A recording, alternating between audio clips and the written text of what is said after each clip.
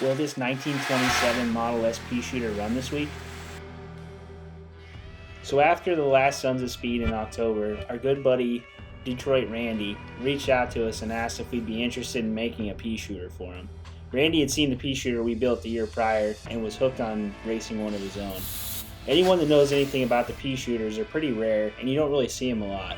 They had a flathead version which was available to the public, and then there was a 1926 and a 1927 overhead valve racing version.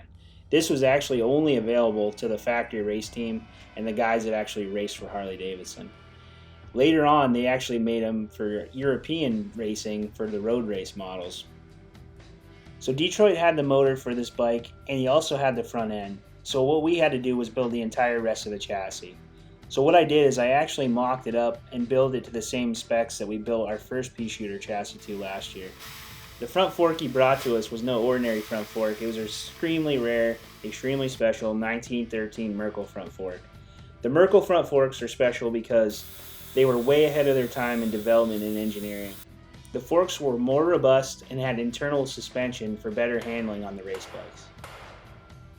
So since we were using this front end instead of the typical JD front end that we normally run, or the rigid forks, I had to actually build a special set of handlebars for this front end.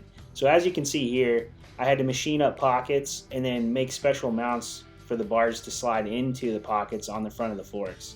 And then I actually welded internal spirals so that he could run internal throttle cable and an internal retard in advance for the timing.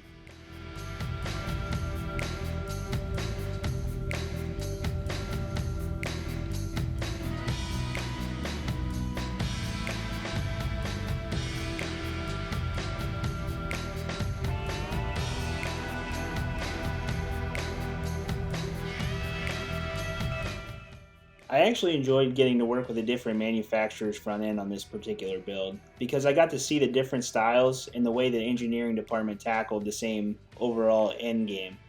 I built these bars to fit this thing extremely tight with a tight tolerance, and I wanted them to make sure they were really robust. So they actually slide on and press on with a really tight interference fit, and they actually bolt as well. So overall, these are way stronger, in my opinion, than like a normal JD with the casting or the risers right to the bars.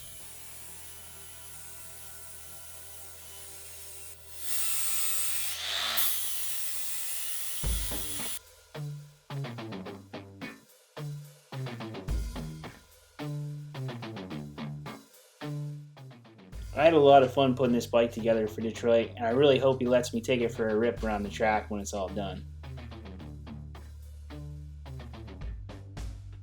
So changing gears, I had to get back on my Born Free bike build, and I was going to focus on the rear axle plate. I had to machine the plate, fit the plate, and then ultimately fixture it and make sure it was true to the rest of the frame.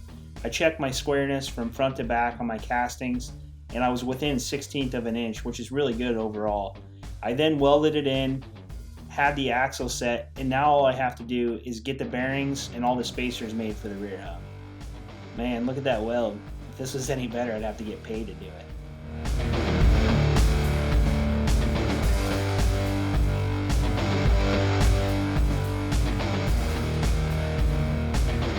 Living in northwestern Pennsylvania, I had to take a quick break from the bike build and plow the driveway. To finish the week out, I wanted to get our 1927 S Model Racing Peashooter back together. We got this motor from a really good friend of ours, David Larson, who had rebuilt the motor and actually added some performance upgrades. The only thing I had left to do to it was get the rebuilt Bosch installed and timed on the motor properly.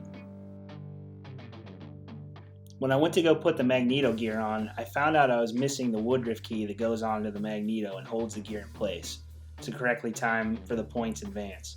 So I ended up having to make one from scratch. Took a little longer than I wanted to, but we ended up getting it. Setting your timing on these little singles is a lot different than the big twins.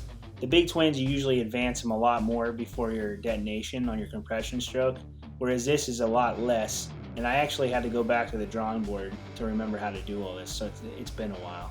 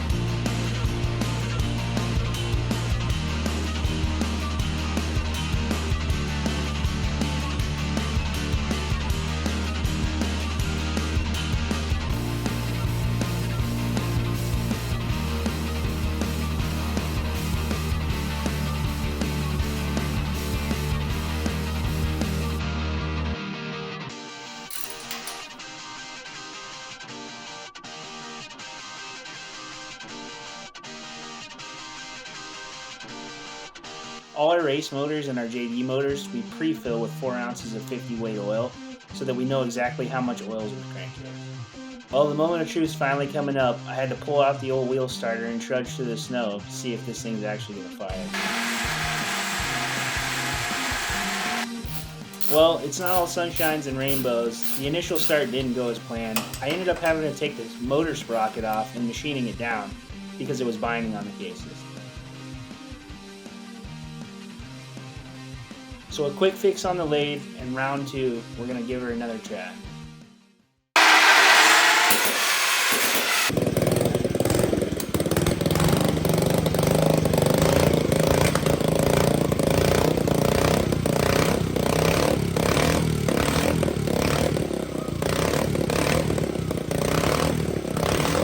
The sweet, sweet sound of fire-breathing horsepower. It does me good to finally hear this thing running after the long periods of times of ups and downs getting this bike going.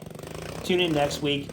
Detroit will come pick up his custom Peashooter that we build him, and we'll also be attending the Meekum 2024 motorcycle auction in Las Vegas.